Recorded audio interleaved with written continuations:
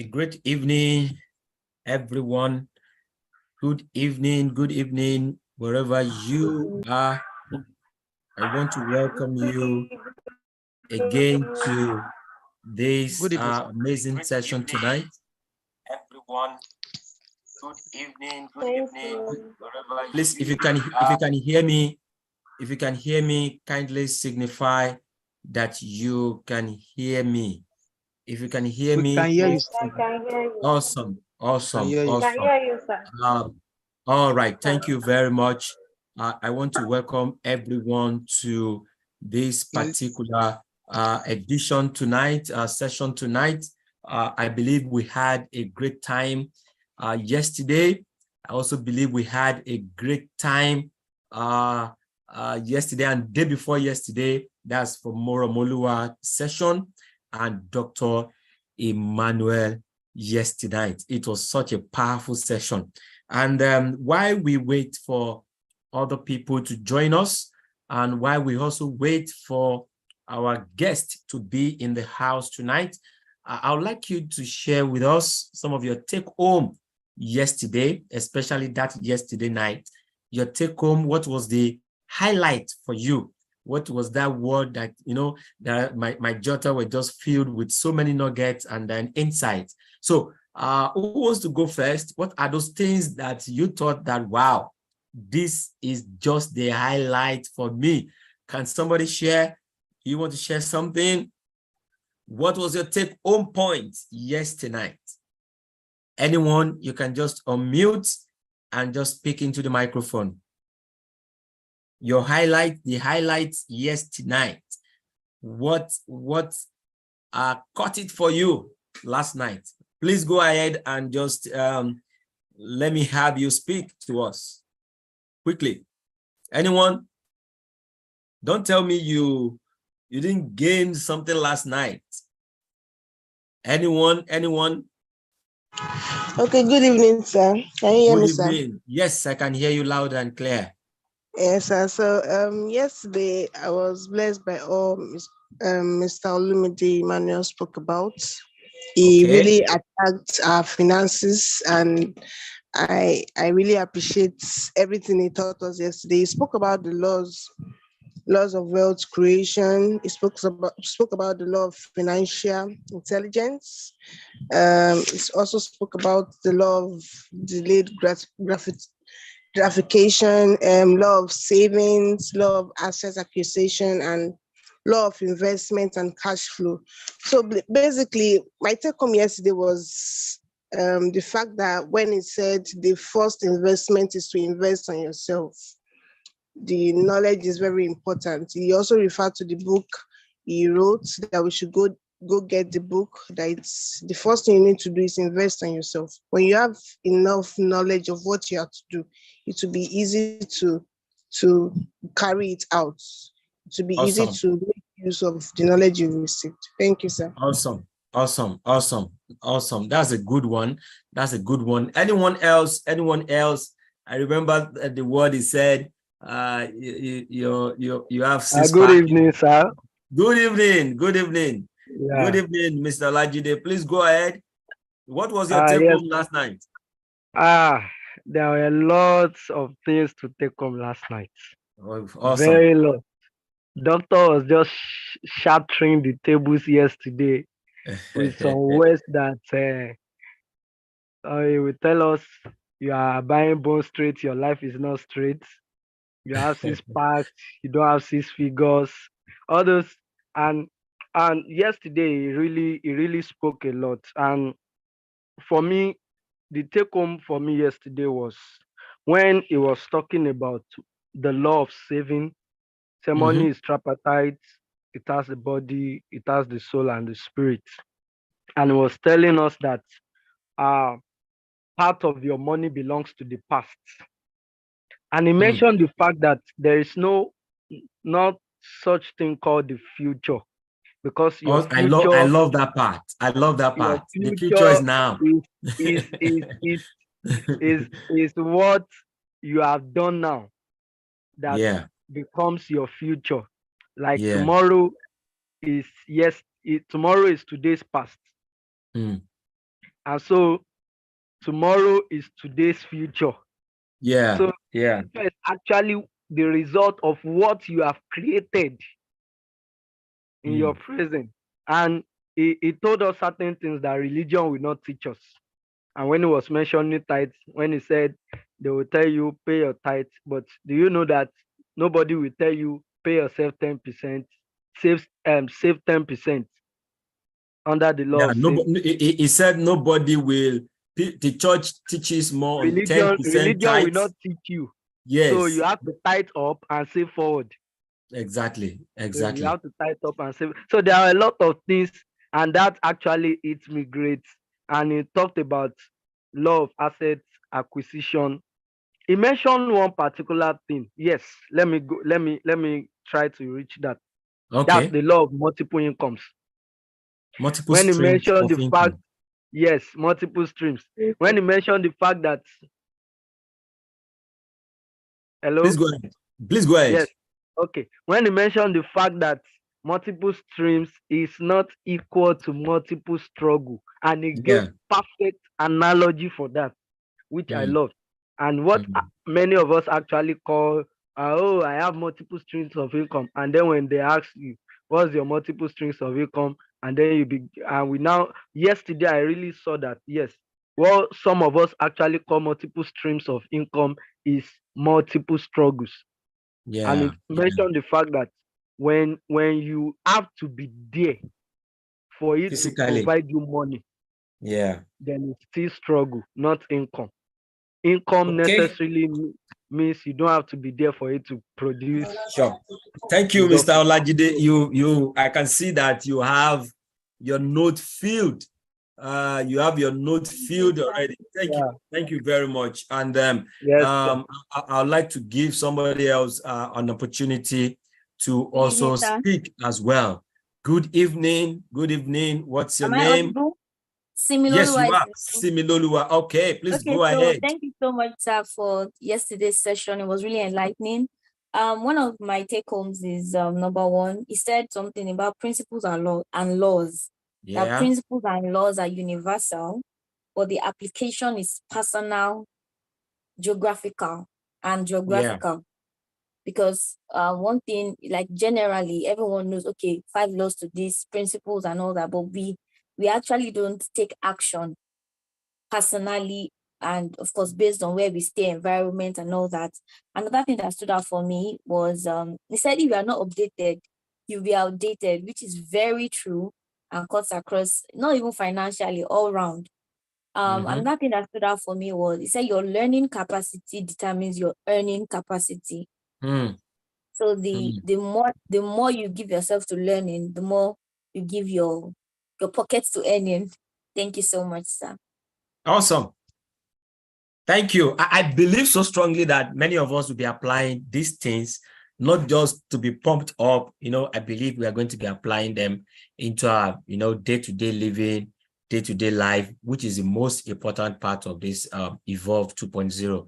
I want us all to ensure that all of these teachings, we are applying these principles, and tonight is going to be on health, how we can live healthy, because the engine that is to produce the result, if you don't take care of that engine and the engine breaks down, it's a really, really serious matter. I remember one of my lecturers back then, we always say that rest. If you don't rest and you are forced to be laid to rest, the rest of us will do the rest of the job. Did somebody hear me? So I believe I hear that one loud and clear. I believe tonight's session is going to talk more on how you can maximize your health and how to stay healthy so that you can be more productive, then you can do more and be more for yourself. So let me take more feedback from yesterday while we also wait a little bit for our guest tonight. Can I have one or two other feedback tonight? Please go ahead, unmute and speak into the mic. You want to give a feedback? Please go ahead if you want to give a feedback. You want to give a feedback, please go ahead and unmute your mic about finance. Did you capture the part where it says who has the no romance without finance? You didn't get that part. All right, somebody wants to speak. ALC. All right, please go ahead. I really blessing, Sarah. All right. He mentioned that you are hitting an egg, that you should always remember that you are hitting a whole chicken. So, and that brings the fact that you should save as a hen. You should save, and it's not for saving sake, but that you should invest the money that you are saved, that it will bring yielding you much profit. So there are a lot of things that we can do too, as he mentioned yesterday. Although I was not really very much available, but from other people's contribution this evening, I was able to get some other things too. Thank you. Okay, very good. I must also mention the fact that one of the reasons why we want you to share some of your take home is because some people were in and out of the session last night. Some people could not catch, the full glimpse of what happened. So by you sharing your take home, somebody just like Sister ALC just mentioned, a lot of people will be able to say, oh, okay. Oh, I missed this part. Oh, this was what he was referring to, and all like that. So please feel free to share what you've been learning so far in Evolve 2.0, how it can steer. You should be able to steer other people as well while we prepare later for Evolve 3.0. So please, is there anybody else you want to unmute your mic and you want to speak about your wow moment last night? The wow moment. Now, when it was just saying it, you were like, wow, this is me. This is my X-ray. All right. Do anybody want to speak along that path? Please unmute your mic and speak into the mic right away. Anyone? We have about 35 people here, so I expect this place to be buzzing at this time. Let this place be buzzing. Let it be buzzing. And I have one or two more people. Share your thoughts. What are your take home yesterday from the session yesterday on finance? And you also want to share about the moral session on content creation as well. You are also welcome. Please, I'm waiting for you. I'm waiting for you. I'm waiting for you. Please unmute yourself and speak into the microphone. Unmute yourself and speak. Unmute yourself and speak. I think our guest. All right, please go ahead. Please go ahead. It's as if our guest for tonight. I can remember a main method of giving too. That we should give the more. The more we are giving, the more we I didn't get that. I didn't get that. Can you come again? It made mention of giving too. That the more we give, the more we are getting.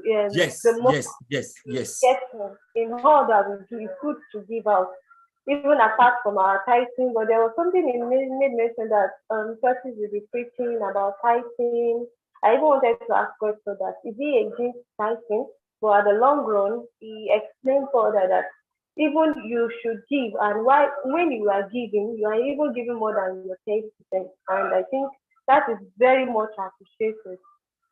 Okay, that's true. That's true. Awesome. So I think we have a guest for tonight in the house already. I think we have her already. So let me read her profile, and then I'll bring her in, and it's going to be a great time together tonight. All right. So real quick, let me quickly share the profile of Mrs. AYOMITIDE Isaac OYEDEPO. So I'll read and then I'll invite her in, and I'll be out of your faces to also do some jottings myself. All right, so AYOMITIDE Isaac OYEDEPO is the CEO and founder of the Den Health and Wellness brand. For about 5 years, she has been totally committed to designing the perfect solution for people wanting to live a healthier life. Her trainings rank high from various institutions of repute like the Health Coach Institute, Boys, Idaho, and the Nutritious Life Studio in New York. As a certified health and wellness coach, she has been able to gather invaluable insights from practical training and active one-on-one sessions with clients that she's always so keen to pass on. She has been able to help men and women of high repute get a firm hold of their health, get their weight in check, and have helped them learn practical ways to ward off type 2 diabetes without any medical intervention. Our first motivation for picking up the health and wellness button was our family. They were going to keep spending their earnings on trying to keep well, and it had to stop. This decision not only helped our family, but has also helped lots of people live better and healthier life. Our health and wellness program are targeted specifically on lowering AIC scores naturally, and also on weight loss and management. She runs with a mindset that life is to be enjoyed and not endured. She is a Maxwell certified coach with emphasis on coaching busy men and women. Gentlemen and ladies in the house, please make welcome Mrs. AYOMITIDE Isaac OYEDEPO.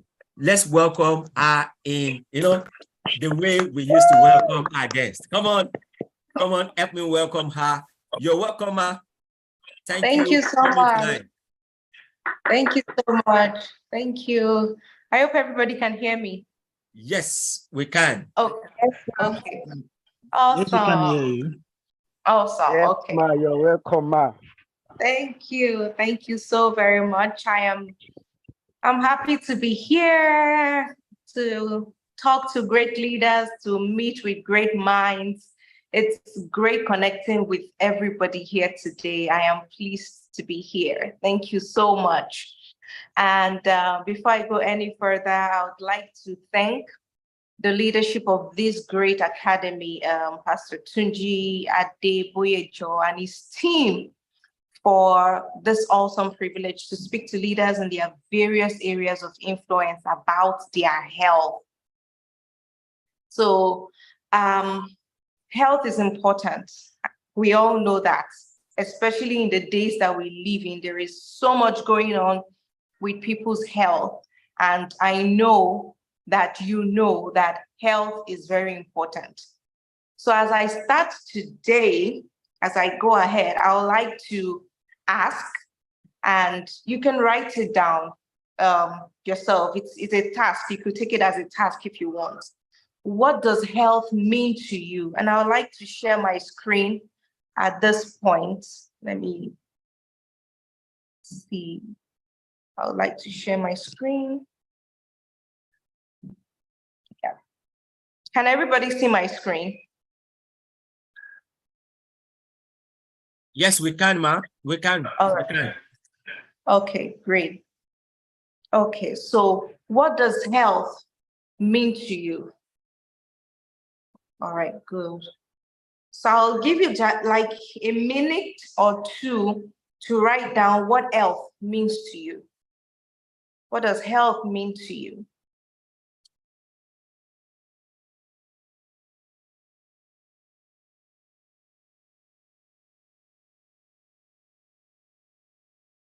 Health is a state of well-being, all right? I'm seeing that from people's chats. Health is a state of well-being. Good. Okay. So health is wealth as well. Good. That's good to know. Health is wealth as well. I really like all those definitions. Health is a state of well-being. Health is wealth. If you've got health, you've got wealth. Wholeness all around, great. That's awesome. Health is a state of total well-being. All right, health is a state of good living. Health is a state of the body, soul, and mind. Wholeness, spirit, soul, and body. All right, this is awesome. Thank you all for doing that with me. Now, how many of us know now that health cannot be joked with anymore? We can't take our health casually anymore. Just like the intentionality to succeed that we put into business, we put into our relationships, we put into finances, we put that intentionality into education. So everybody wants to be educated. Nobody wants to be an illiterate anymore. You want to go to school, you want to be educated. So you do it with intention, you do it deliberately. That same way that we are deliberate about those things that matter to us is the same way I want us to now begin to see our health. I want us to see our health with intentionality. Begin to invest in our health with intentionality. Because it is your health that will determine how those other areas of your life thrive. It is only when you are in good health you can continue to further your education. It is only when you are in good health that you can pursue businesses, opportunities. It is only when you are in good health that you can raise a family. It is only when you are in good health that you can be a social person, to keep relationships. So health is fundamental to every other area of our lives. I know that one or two times we might have been sick here before. Each one here would have experienced some time of weakness and of sickness. At those times, if we are going to tell ourselves the truth, everything else loses value. Anytime a person's health is affected negatively, every single thing loses value and relevance to that person. Am I right? Would you agree that that is true? We try to do everything within our power to regain that health back. Yes, we try to do everything within our power to regain that health back. So before I even go further, mind you, I have started my teaching already, and I know that you know the topic I'm talking about.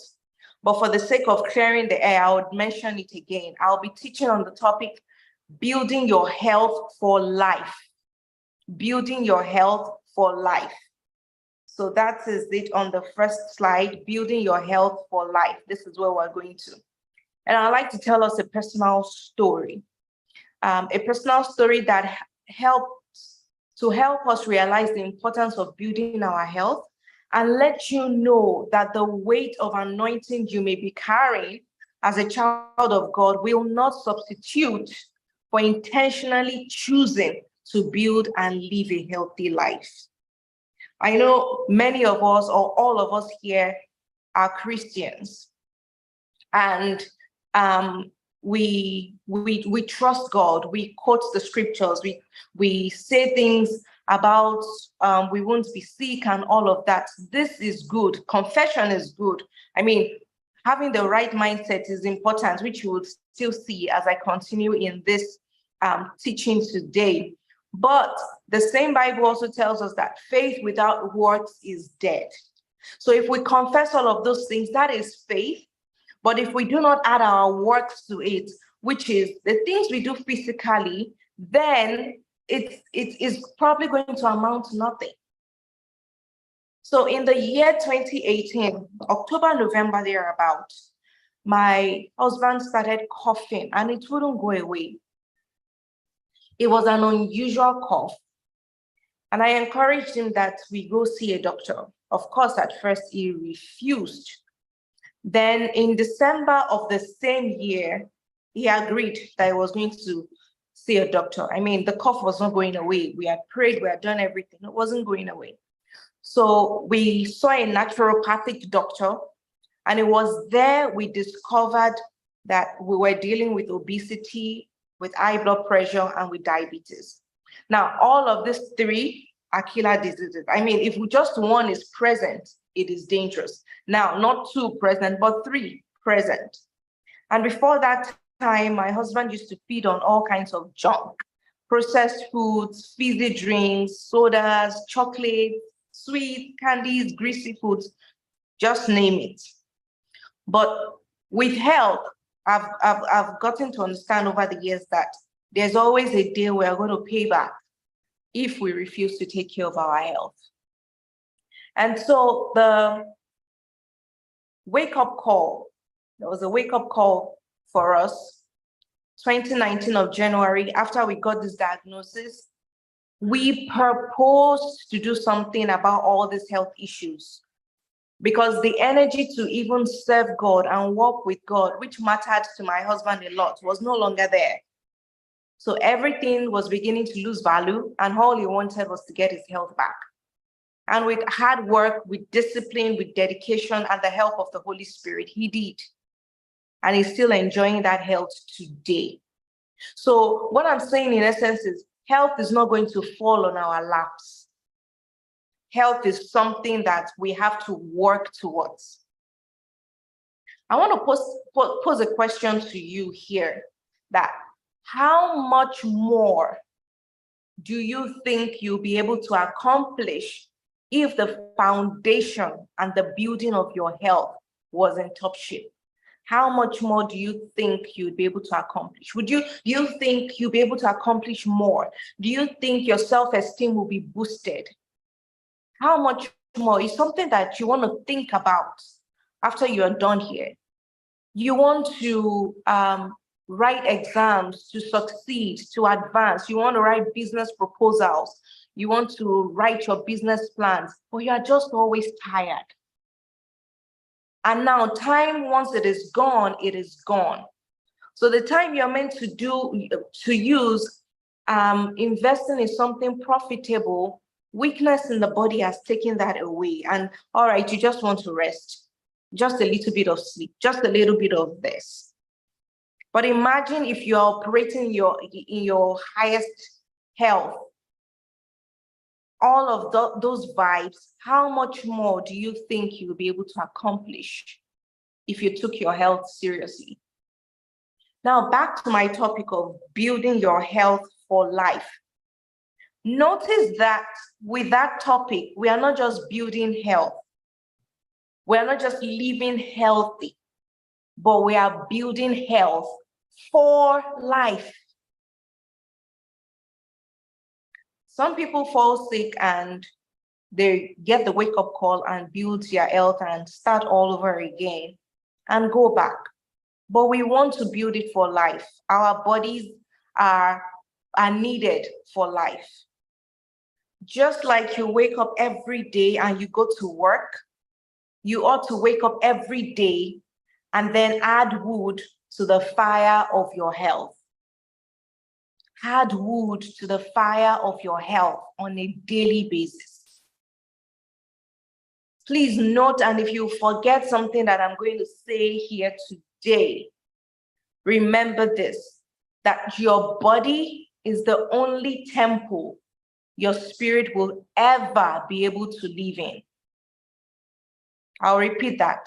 Your body, right? Your body, your flesh, that is the only temple your spirit will ever be able to live in. So be intentional about it. Once the body gives way, the spirit has no home to stay in.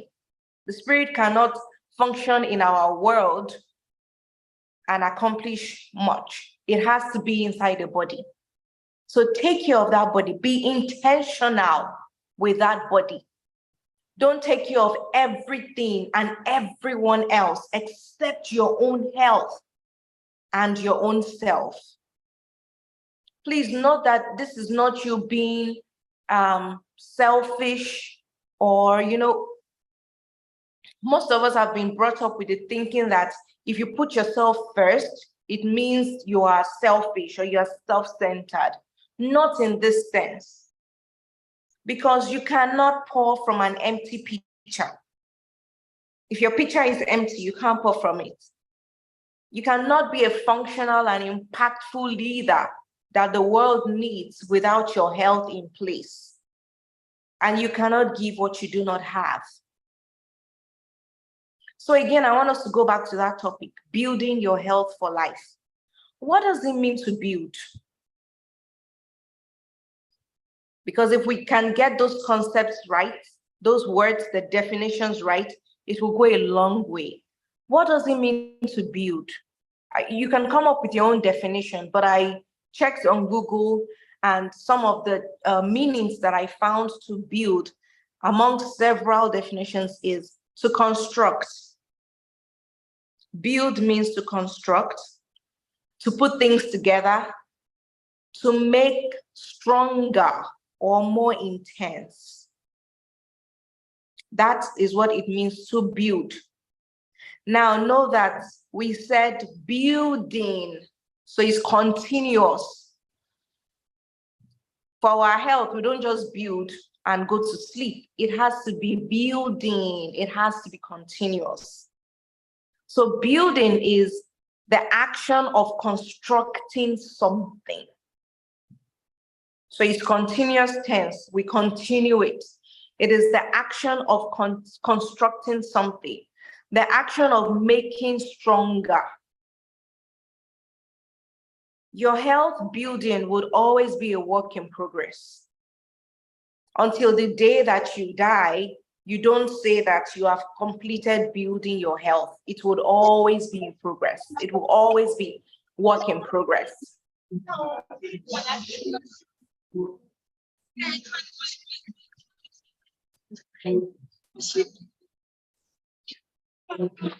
Okay, I'm keeping quiet so that we can have some silence. All right. So, like I said, our health journey is a work in progress. We need to continue to build. In this context, the action of constructing our health. We are constructing our health on a daily basis. We wake up and add more wood to the fire of our health. For the Christian minds that are here, I'm also a Christian. You may be wondering, God is the one who can construct my health, but I beg to differ. You are the one responsible for constructing your health. God is the one who constructs and brings your healing. Now it is your own responsibility to build and keep building your health. And I'm going to back that up with scripture, because you might be wondering, healing is different from health. When we are sick, what we need at that point in time is healing, not health, as it were. We want to be healed. But to remain in health, that is our responsibility. That is our own to do. And 3 John verse 2 says that, beloved, I wish above all things that thou mayest prosper and be in health, even as thy soul prospers. So the wish, that wish word there, is to let us know that the responsibility is ours. I can only wish it for you. I can't impart you with it. I can only wish you to be in health. So I know that as I speak right now, many of us might already be thinking, okay, I want to build my health and keep building it. I don't know where to even start from. That's a good place to be, and I'll explain now how to do so. So in building health, the following combination is important. Food. That includes what we eat physically in the mouth. That includes what we hear, what we smell, what we touch, and what we see. So we feed from all of our 5 senses every day. So the foods that we choose to give ourselves are things that we should be intentional about. The food that enters in through our ear gates can affect us physiologically, can affect us in our bodies, can change the structure of certain things in our bodies, because we may hear distressing news, or we are given to things that are negative. We keep hearing all of those things. They will affect the way that our body systems run. So when I talk about food, I want you to see it in the context of not just the one we cook in the kitchen or rinse or buy or things like, no, not just that. That is the main thing, but not just that. We feed from all of our 5 senses. We feed from all of our 5 senses. So food, and then also our emotions. We want to check our emotions, our mental state, our relationships with people. We want to ensure that that is in sync, is connected, is where it should be. Because health, our mental health is also part of our general health. So that also has to be taken care of. If you are consistently in a place where you are being put down, where there's just so much negativity around, wisdom demands that you leave that place if it is something that you can do within your power to do so, because your health and your life matters. And then another one is your spirituality. There are certain things that all of these physical things we are talking about will never be able to do without the God factor. There is a void in each one's life that just food and water and emotions cannot fill. There is that place of God. We need the God factor as well. And then there is a place of nature. And that's the air we breathe, the ground. Sometimes just get your shoes and your socks off and connect with nature itself. Step on the ground with your bare feet. Why? Because we are electric beings. There's electricity coursing through us. And when we put our feet on the ground, it's called grounding or earthing. We are connecting back, and that singular thing fights inflammation. When you ground every day, you are fighting inflammation. That alone is the cause of many sicknesses, cancer, name it. Inflammation is one of the things that causes cancer when there's so much inflammation in the body. So ground almost every day if you can. Connect with nature back. Get into the sun. Let the sun shine on you. I'm not saying sunburn, but get there, let the sun shine on you. The air, let it blow on you. And then practice also deep breathing. Then the final one that I want to mention is physical activity. Move your body on a daily basis. Move your body on a daily basis. Don't be rigid. If you have a job that makes it sedentary, that makes your life sedentary, get up probably every hour and pace up and down, stretch, jump, whatever. Just ensure that you are moving your body on a daily basis. Note that I said physical activity, not necessarily exercise, because I know the sound of exercise when many people hear it, it's like, this is not for me. So physical activity, what I'm admonishing us to do is to move our bodies. This is not in any particular order, but it's food, it's emotions, it's spirituality, it's nature, it's physical activity that I want us to have to combine together. So now, are there any questions so far? I'll still take questions. I just want to finish this teaching, then I'll be open to take some of your questions. So you can be having your questions together already. So I would like to highlight these 4 steps to building your health for life. That is to make health your default. 4 steps that I've highlighted to build your health for life. Now, the first thing is I want us to note that or to know, to understand deep within us that healthy is a decision. Healthy is a decision. If you've listened to me closely enough since I started this teaching, you'll realize that I've been trying to emphasize that we must be intentional in handling our health.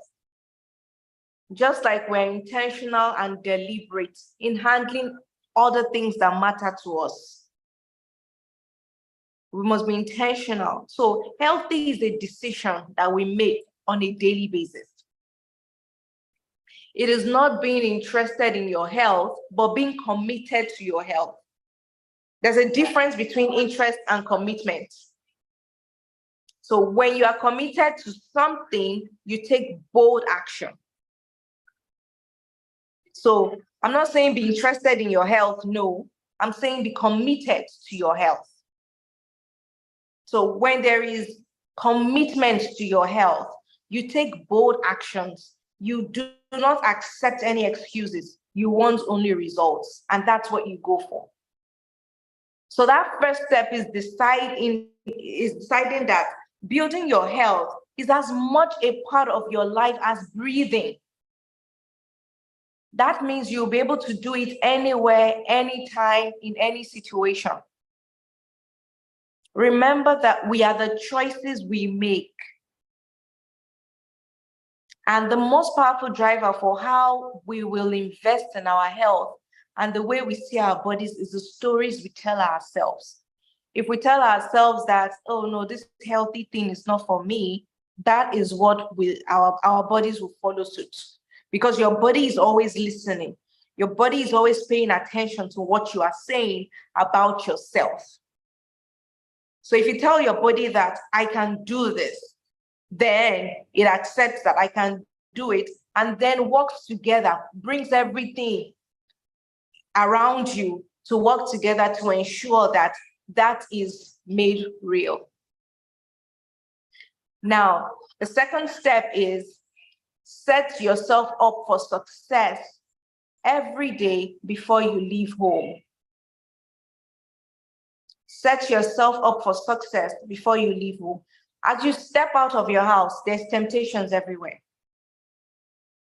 Many times, and I know that many people here today have also done that, we've made excellent decisions to be healthy, to build this health and continue to do so. But we do not stop at those decisions. We need to take corresponding actions. You know, a new month or a new week, we tell ourselves we are going to be better. But if we do not set up the conditions to make that happen, it won't happen. Talk is cheap, they say. It won't happen. Now, one of the ways to make that happen is to set ourselves up to succeed even before we leave our homes. What do I mean by that?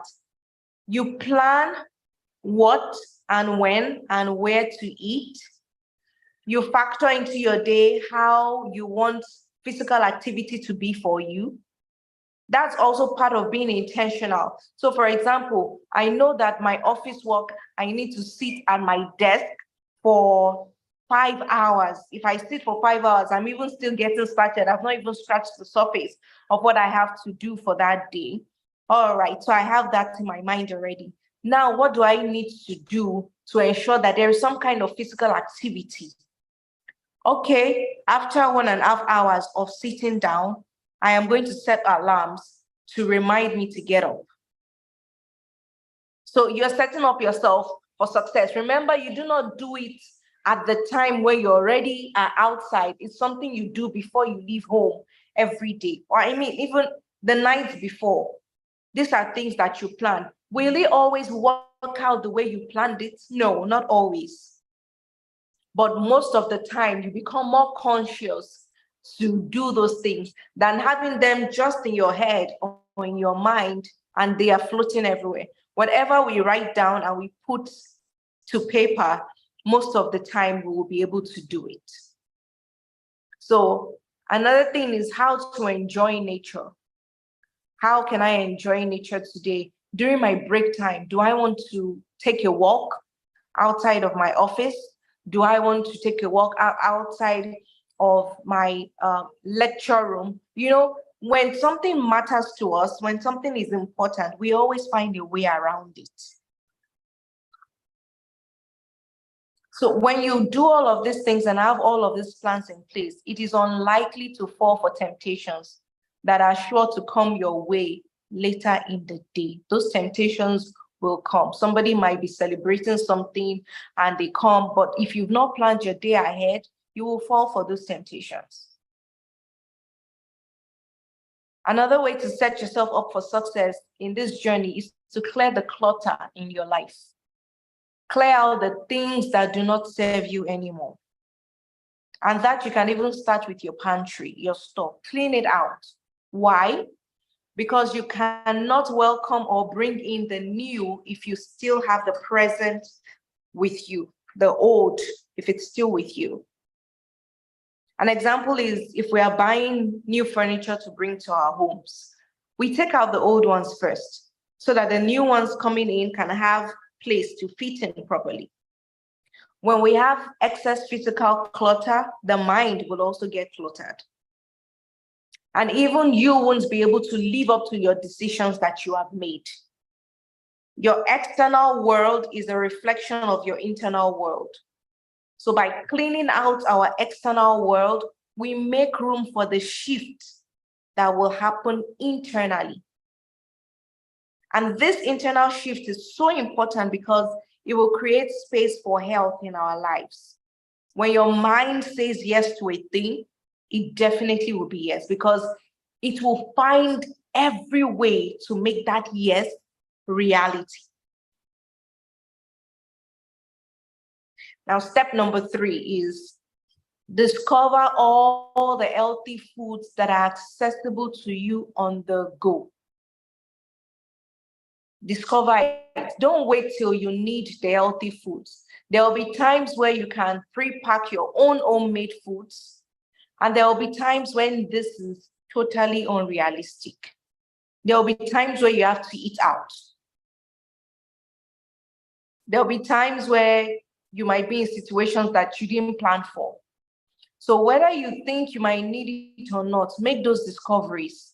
Find out where food is being sold, for example, and note what kind of foods they have so that if it does happen, you are prepared. Leave prepared. Help yourself as much as possible to stay away from those foods that don't build your health and give life.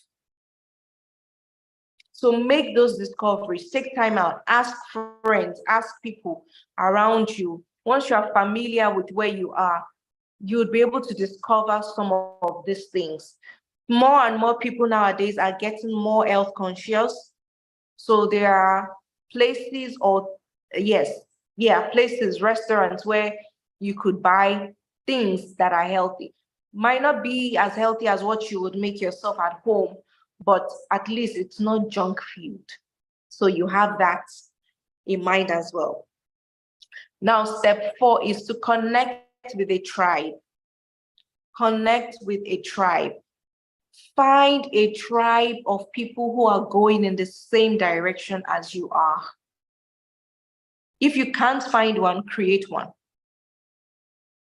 Talk to people about your lifestyle, because building your health for life means it is now a lifestyle. It's not a once and for all thing. It's not a once, yes, I've gotten it, I've done it, and that's it, I'm stopping.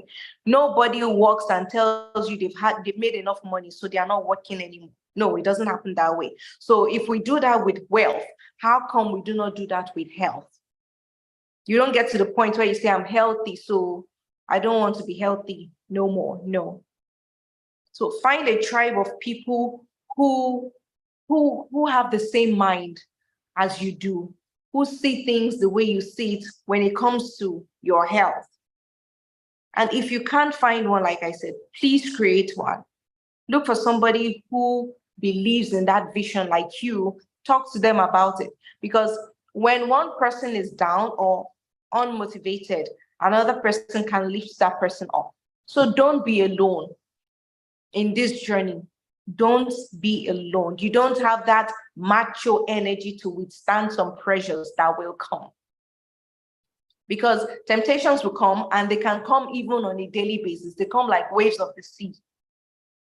But then if there's somebody else who believes in the same things, who you will share things with, they're able to help you. They're able to tell you that, oh, look, you are falling off the wagon. You are beginning to miss it. So come back. Because there will be days that you will feel at this health journey. If it's not something that we were built in, programmed with when we were growing up, it's a new habit we are trying to start now. We're trying to build. There will be times that you will feel in this journey, but it can be reduced or eliminated with time if you are surrounded by the right tribe. If you have the right tribe around you, it can be reduced.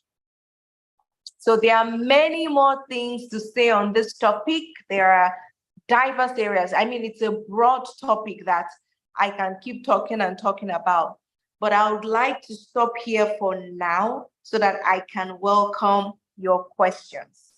So thank you for listening and stay blessed.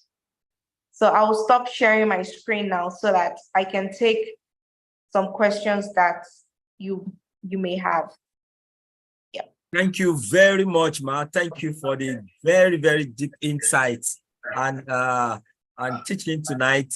We have two platforms where we're streaming. We're streaming here on Zoom. We're also streaming on YouTube. So I will curate the questions from YouTube, and then the people here can actually ask their questions. They can make use of the chat box, and then they can also unmute their mic and also ask their questions. So please, if you have a question, please unmute yourself and please go ahead. And if you cannot unmute, please make use of the comment section while I curate the questions from YouTube. Thank you once again, ma'am. Good.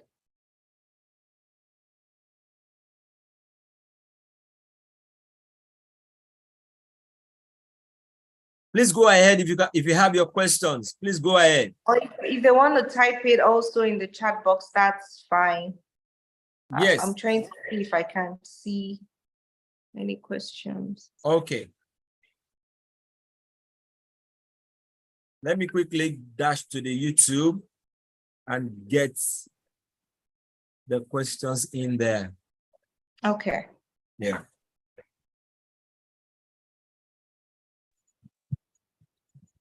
Okay, good evening, Ma. Can you hear me, Ma? Yes, I can. Okay, my name is Gideon Osage. Thank you very much for the lecture. I've begun enough. God bless you very much, Ma. And I'm also thanking the organizers also for organizing this program. It's actually a blessing. So my question quickly, I'm currently working, and I try as much as possible to get to work on time in the morning in order not to get late. As at the same time, my location to my place of work is quite a distance, so I had to leave home as early as after 5 for me to get to work on or before 7 o'clock. That's one. Then coming back also, sometimes I get home at let's say sometimes by 6. Then I also have 1 or 2 other engagements I also do till midnight. But I find it difficult to have a good 6-hour sleep coupled with a nice deserved meal also. So I've been thinking, how can I balance it? How can I balance it? I don't know if I can get any input from your end.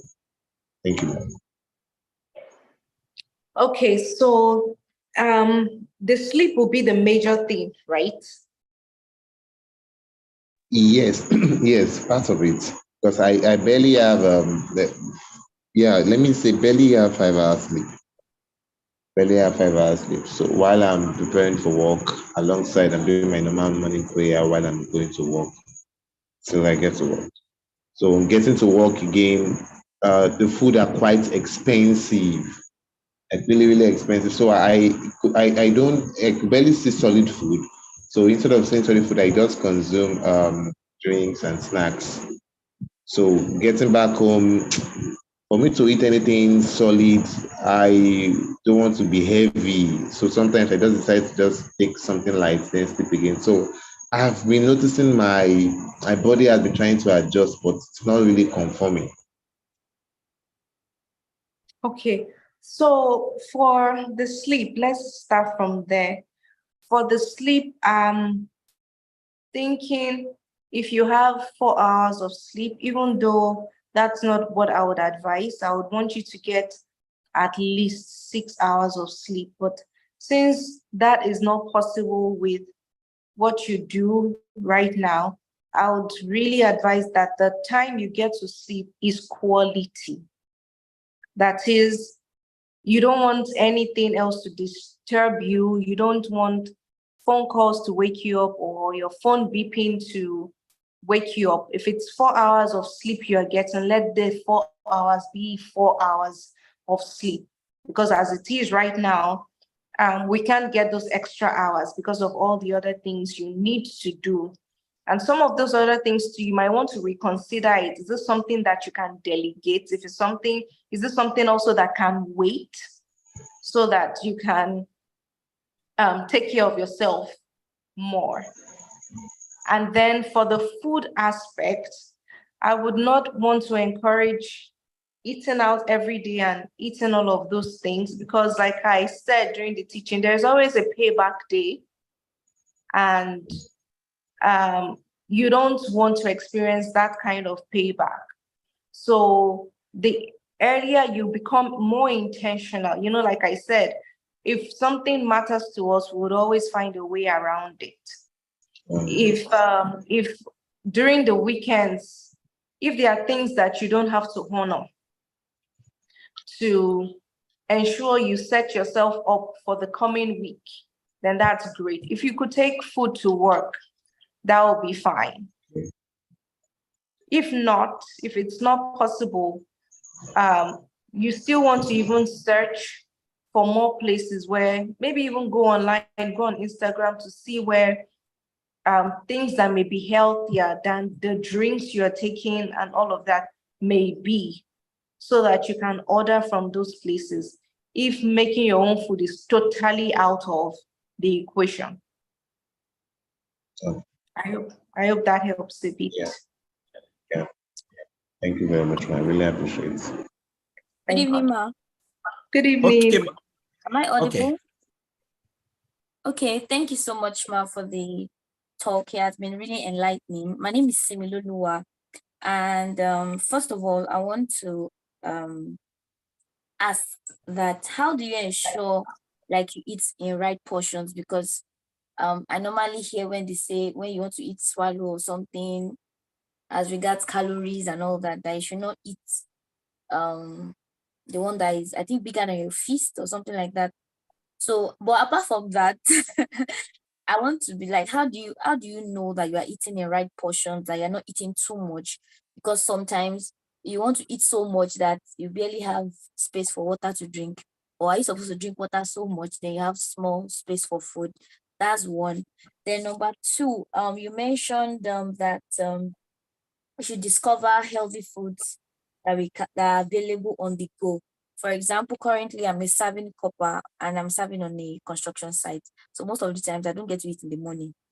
So in the afternoon, maybe around 2, 3, I just look for maybe drink and biscuits, 2 biscuits, and I'm good. So I don't know if there are examples of food that we can, that you can mention.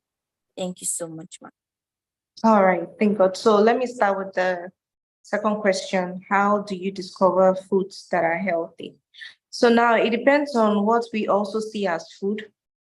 People have different definitions for food. Some people see fruit as a snack.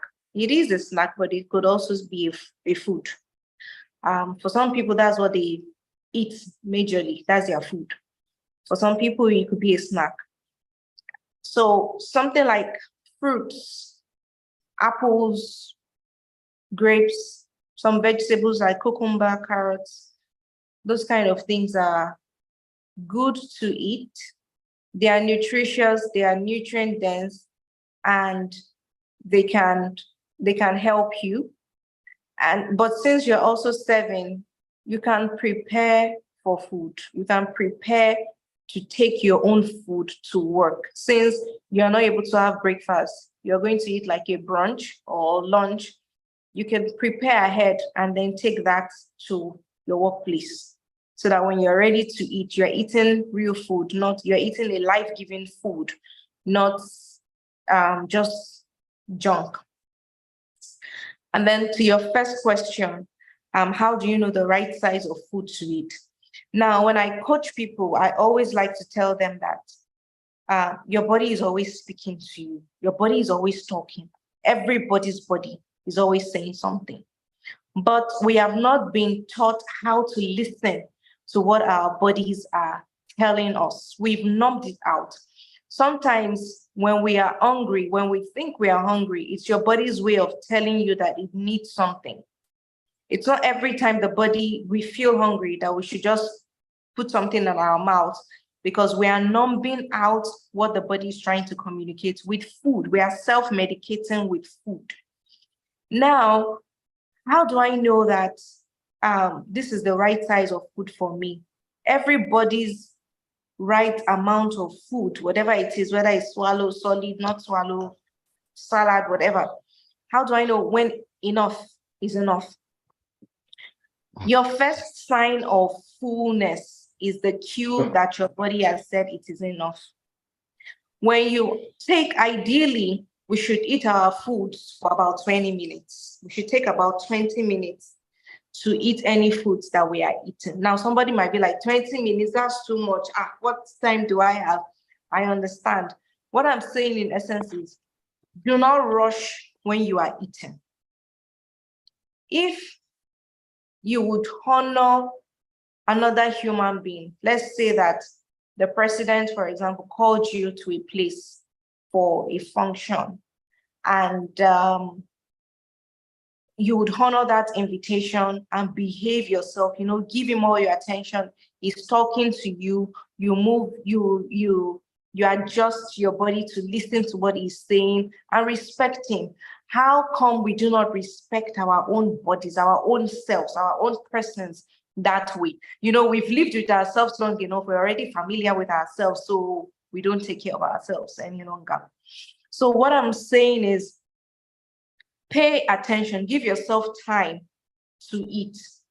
Whenever you give yourself time to eat and you are focused on your food, you will find out that most of the time you cannot finish what you put in your plate.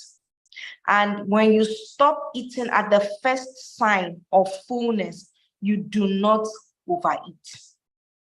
When I work with people, the only reason why I give them portion sizes is just to help know that this food would normally serve 4 people or 3 people or 2 people.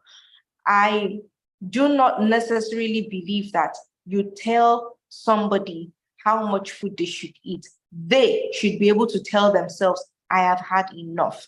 Because if I'm slowing down to eat my food, I am listening to what my body is saying. If I'm paying attention to the food I'm eating, taking time to chew the one that needs to be chewed and not rushing it, because it takes about 20 minutes for your brain to communicate with your stomach that it is full. So when we rush that food, when we eat it quickly, the brain doesn't have that time to tell the body that it's enough. What you've taken in is fine. So the food you eat would vary per time. The size of food you eat will vary per time. It is just you listening to your body. When the body says that it is enough, that is where you stop. So your first sign of fullness. Many of us have the habit of eating beyond fullness. We know that we are full. It happens to many of us, especially if the food is very tasty, if we're engaging in maybe conversations and eating at the same time, or we're watching the news or a favorite program that we enjoy on TV and we're eating at the same time. We know we are full, but we just keep eating it. And by the time we are done, we can't even stand up, or we can't even drink water, like you said. So it is listening and practicing mindful eating that helps us to know that, okay, this is the amount of food that my body needs at this time. Let me stop. I hope that's helpful. Thank you very much, Ma. Thank you very much for that elaborate answer. Let me quickly read out a question from YouTube. Someone said, how do I build a committed routine for my health? How do I build a committed routine for my health? And we also have someone here in the chat box saying that considering the economic status of the country, I just want to read according to the person's word. Oh, I can't find that one. Okay, let me just go ahead with the first one while I get this particular one out for you, Ma. Okay, so how do I build a committed routine for my health? All right, so you see many things when something has to do with success, it does not come cheap. It does not come easy. Failure can just happen just like that without doing anything. But to succeed at anything, including your health, it has to be intentional. So what you do is try as much as possible a day before, even a week before, have the goal of what this week would be like. And then on a daily basis, write out, get a planner. I'm a firm believer in the planner because of how much I know it has helped. So get a planner, use your planner at so time to so time. This is what I want to do with myself. At so time, this to so time, I want to have breakfast. Okay, the breakfast I want to have is this. When you do that on a daily basis, you are building that routine. Will it always work out the way you have written it down? No. But it will help you in a huge way to ensure that there is focus, there's some kind of focus, rather than having it in your head and saying that, okay, when it is 5 a.m., I'll wake up, drink this, when it's 6 a.m. It is always better when it is written down, especially when you are just building that habit. It gets to a point where it becomes default. I mean, if you've done this consistently for 1 year, it gets to the point where it is default. You already know it's a default habit now, just like you wake up every day and you have to brush your teeth. You don't even think about it anymore. You just know that I have to brush my teeth. So it gets to that point. That is because this is something we've been programmed to do that right from the time we were born. So it's a default action now. So that is what it is also with a new habit that we are trying to do. Before it gets to the point where it is default, let us start taking baby steps. Baby steps meaning that when babies want to start walking, they get up, they fall, they rise up again. They try it again. They never say that, oh, this walking thing is not for me. I'm never going to get it right. So let me just give up. Let me continue to crawl. No, babies don't do that. So if you are building this new habit as well, no, factor it already, have it in mind. I'm not saying you would fail, but what I'm saying is that there will be times where you will fail. Have it already at the back of your mind so that when it happens, it does not come to you as a surprise that, so I failed at this thing. Please, I'm not interested in this thing any longer. So that is how to build that, to be committed to have a routine that works. Thank you very much, Ma. Let me quickly read through 4 questions in one so that you can answer them together. Now, someone is asking, okay. Permit me, Ma. Okay, let me do 2 per time. Let me do 2 per time. Per time. Someone is asking, what kind of physical activity can one do, especially those who are indoor all day due to remote work? Those who sit on the chair and, they are just there. What kind of physical exercise can one do? The second one, someone is saying that, please, Ma, I need more explanation on emotion. How can one improve on his emotion? For example, being angry when stressed, reacting unnecessarily when under stress. It's breaking. Okay, the person is saying that I need more explanation on emotion. That anytime the person is stressed, she's always angry. So how can the person improve on managing her emotion? Did you get it, Ma?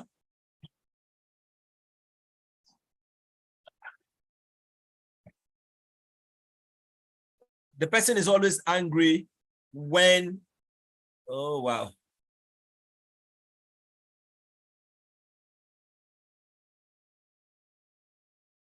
Okay, okay, are you with us, ma?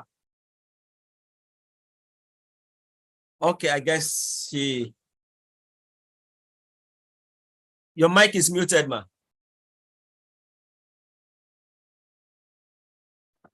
Yes, I Okay, am. so let's go with the 2 questions, then I'll read out the other 2.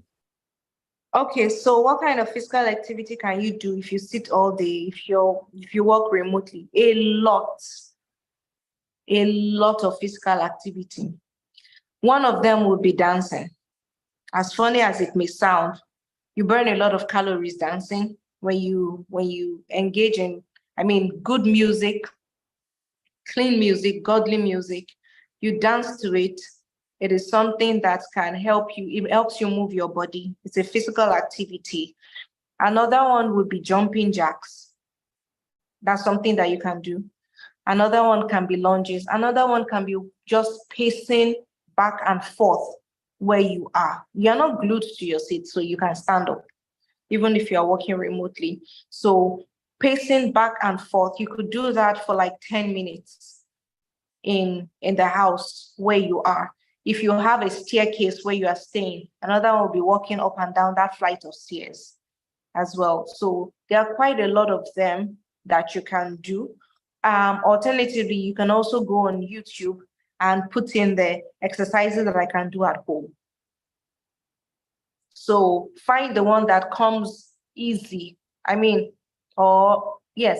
Easier. Let me put it that way. One that is easier. They are not usually easy when you start them, but one that is easier to do. Find 1 or 2 like that and start from there. Then the second one is, how can one improve on one's emotions? And the first thing I would like to say with this one is to pray about it. I know this is an academy and is not like a Bible school, but to always put all of these things in God's hands, because there's a spirit behind. You don't want to do it, but then it keeps happening. So to pray about it and then to become more conscious. When you're about to get hungry, when you've prayed ahead about it on a daily basis, for example, there is this issue that you are struggling with, the anger issues, when you are stressed, reacting. Tell God about it as you start your day. Heavenly Father, I'm about to start my day right now. I need your help in this area. So most of the time when we tell God about those things and we are about to exhibit or react to things during the day, the Holy Spirit brings it back to your memory that, oh, you prayed about this thing. You are going against what you prayed about. And sometimes, will you listen to the voice of the Holy Spirit? You won't. We are still human. You say like, no, please. Even if the Holy Spirit is talking to you, not right now. Please, this person, I need to give it to them. I need to express how I am feeling. But if it does happen, do not hate yourself for it. Do not say, my prayer is not even being answered. What's the point anyway? You should still do it again the next day.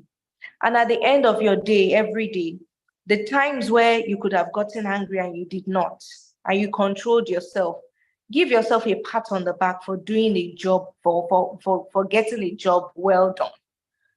Because when you encourage yourself that way, when you celebrate yourself that way, the next day, you would want to do it again, because our brains like that kind of feedback. So it helps you as well. So it's not something, also, I always like to tell people, when you are starting something, you would still fail at it. It's not automatic. It will not just come like that. You will fail at it. Those times where you are failing at it, don't be discouraged. Don't give up on it. Don't say, this is not for me. Anyway, let me just stop. I've been praying about this for 1 year now, or for 2 years now. I'm still that way. Things are shifting. You may not see it immediately, but things are shifting if you keep at it. I hope that helps. Okay, thank you, Ma. Yeah. There are two other questions in that I just need to put through to you now. Number one, somebody said, knowing the food classes we have in our country, how do one get to eat economically balanced diets? Okay. I hope you get that. Yes. Okay. The second one says, what should be a normal weight to live a healthy life? Like some women after childbirth, they gain more weight. I think that is trying to explain further the question is trying to ask there. Those are the two questions we have now. Okay. All right. So let me start with the last question. What's the normal weight to live a healthy life? It varies per person. It varies per human being. Your height would determine what your weight should be. So that's, I cannot answer like that. So it varies per person, your gender, many factors will determine what your normal weight should be. This can be asked one-on-one, maybe from a doctor or from a registered dietitian, a nutritionist. They probably will be able to ask you a few questions and be able to give you that range.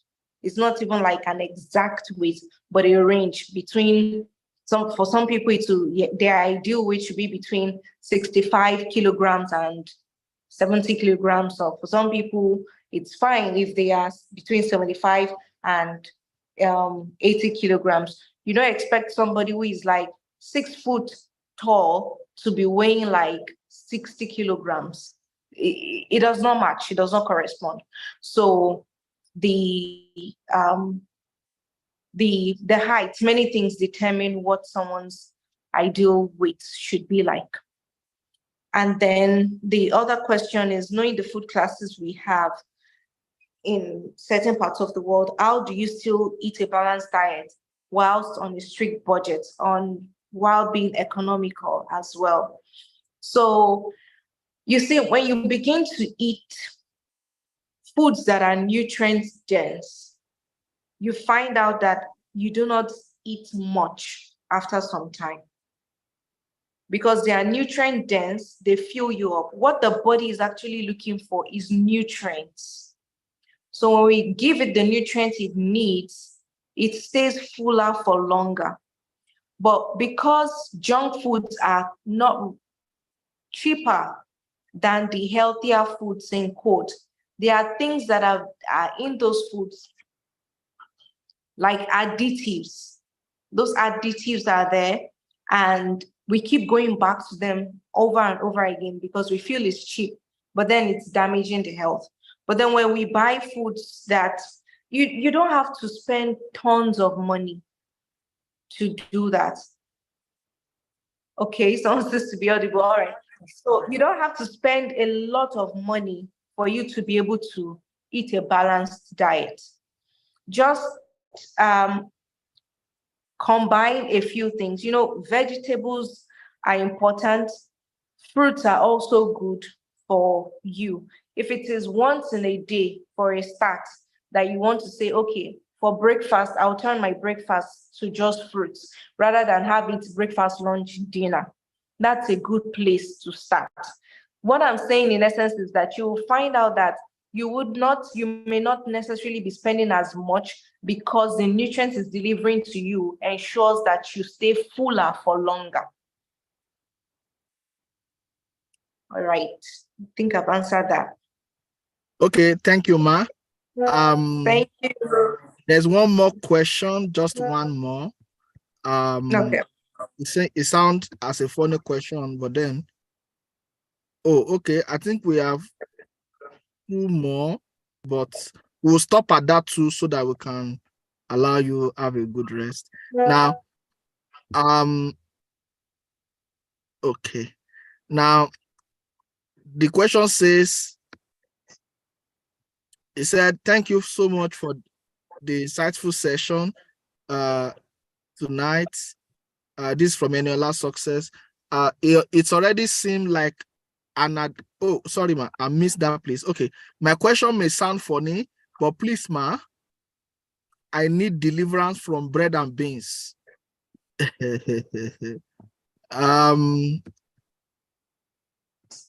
It's already seemed like an addiction. I don't think I have gone a full week without eating bread like 4 to 5 times a day, 4 to 5 days. I have literally lost taste for other food. Please, what do I do, ma? That's the question. The other one that came in, he said, thank you so much, ma'am, for this great teaching. I would like to ask my question as a modification of Simi's question. That's the first lady that asked the question. We have come to know that most fruits are appetizers while trying to eat healthy, and we eat fruits as food, which would in turn prepare us for food and make us hungry. How do we really input fruits into our diet without further complications such as ulcer? How do we consume fruits? I don't know if you get that question correctly. I don't know if I get it correctly, but I think I'll answer based on what I think it is. I hope I'm answering right. Okay. So you see, like again, you want to start a new habit. Your body is going to rebel against it because your body is used to something. It has a regular normal that it wants to stay with. The body does not really like change, as it were. So it also starts with your mind. If your mind begins to see eating fruits only and can translate to ulcer, that is what will happen. We really underestimate the power of the mind. If your mind begins to see fruits as food and that you can survive on fruits, that is what you would also get. So the first thing is to settle it, have a discussion with your mind that, look, there are people who are taking this and do not have ulcers. There are people who are taking this and they are doing just fine. So now I want to begin to have fruits as breakfast, or I want to have fruits as the last thing of the day, and I will be just fine. Maybe the first 2 times you do, your body may try to rebel, but when it sees that you are sticking to what you are saying, your body will definitely align. So that is that. I don't know if I answered that question exactly because that was my understanding of the question. That's the way I could answer. And then to stop the addiction to bread and beans, you eat it like 4 to 5 times in a week. Thankfully, you didn't say you eat 7 days of the week, so there is hope. What I would advise that you do is to take it slow. I can't say that just stop eating it. I mean, just stop eating it and you'll be fine. No, you won't be fine. How to stop that kind of addiction is to tell yourself, all right, currently I have bread and beans like 5 times every week. Okay, for the next 1 month, I want to have it only 4 times per week instead of 5. Now that is some great improvement because for the next 1 month, it means you are removing 1 per week. That is 4 times in that 1 month. That is a big improvement. And celebrate yourself if you're able to do it. Because you see, whenever we celebrate ourselves, we are motivated to want to do more. And then the following month, you tell yourself, I succeeded doing 4 times per week as against the 5 times I used to do. Now let me go to 3 times per week. That is how, you wean yourself off it. It's just like a mother who wants to wean the baby off breast milk. It's a gradual process. You don't just stop the child from taking either breast milk or formula that, okay, now this child is 6 months old, solid straight, no more milk. No, we don't do it that way. you take it out gradually and begin to introduce new foods. So that is one good way for you to be able to wean yourself off that addiction. All right. Thank you so much, ma. Final question. Thank you. Last one. This person is asking, I want to be able to overcome procrastination. I'm a student and I want to overcome the habit of procrastination. It's really taking a bigger portion of my life. Please advise me. That's the last question tonight. Okay, so procrastination, I think you would also need to speak to people around you. If you have a support system around you, let them know that this is what you are dealing with, and talk to them. If you have to do something, say it out, let them know so that they can hold you accountable for it. You might be like, you are too much in my life, what's your own with me? But you should remember that way they are helping you and pushing you to become your best self so that that habit can be dropped. So tell people about it and always have the mind that whatever needs to be done, let me do it right now. If I need to call somebody, let me call them right now. Once I said I'll do it later, I'm procrastinating. So let me do it right now. So have a right now attitude to things that you do. Thank you so much, Ma. We really, really appreciate and celebrate you for being a part of us at the YLA today. We are excited and so happy and glad to have you teach us on this session, and would love to have you sometime again. We understand your schedule being a very tight one, and we sincerely appreciate you for taking out time to be a blessing to young leaders around the world. We pray that God of heaven will keep protect you. We be with you and your family all the time in Jesus' name. We really, really appreciate your time with us at the Young Leaders Academy. Thank you once again. Thank you so much, sir. Please help me say thank you to Pastor Mrs. AYOMITIDE OYEDEPO on the chat box. You can unmute yourself and say thank you, Ma. Thank you. It was really insightful. Thank you so much, very Ma. much. Thank you very God much, bless you, Ma. Ma. Thank you so much. Thank you very God much, bless Ma. you. Thank There's an Thank you awesome for moment. answering all our questions too. Thank you. Thank you. Thank you. Thank you so All much. right. Do have a wonderful All right. night. Regards to Pastor and the Bishop. Thank you. All right. Thank you. Bye. Thank you Bye. very much, Ma. God bless you, Ma. Okay, everyone, thank you for joining in tonight. Thank you so much for joining in tonight. We have a session tomorrow. I will put the information on the platform. The session tomorrow starts at 10 a.m. At 9:30, we should be on the call and get ready. The session tomorrow, it was not initially planned. It's a bonus course that will be on career advancement. There will be breakout session, and it promises to be a wonderful session tomorrow morning. Please ensure you clear your calendar for tomorrow morning. We will be having career advancement strategies. This has to do with some people who are career people. You want to build up a strong career. You want to build up your CV. You want to know how to write a cover letter. You want to advance in your career. Basically, that course is for you. Please don't miss out tomorrow morning. It's going to be a very short one tomorrow. And then tomorrow evening, we will be having beloved brother, Dr. P. Daniel Olawande. Dr. Daniel Olawande, mind that, is it that you call P. Daniel or you call him Daniel Olawande? It will be with us tomorrow evening. If you go on his page, you will see he's put across an advert for us already there.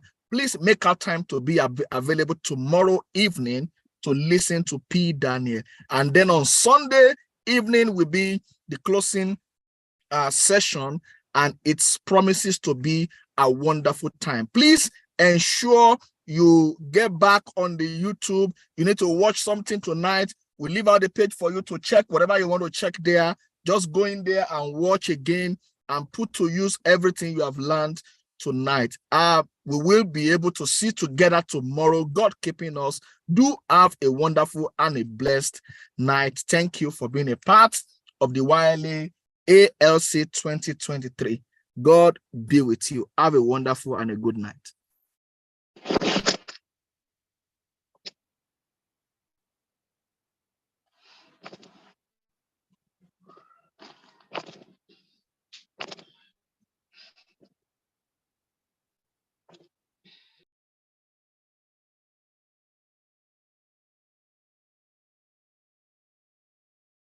Yeah, thank you. Thank you, Pastor. Thank you, sir. Yeah, good evening, sir. Celebrate you, sir. Well done, sir. Thanks for today, sir. God bless, sir. Amen. Thank you, sir. The Lord is your strength, sir. Thank you, sir. Sir. Yeah. Thank you, sir. All right, sir. All right, sir. Bye.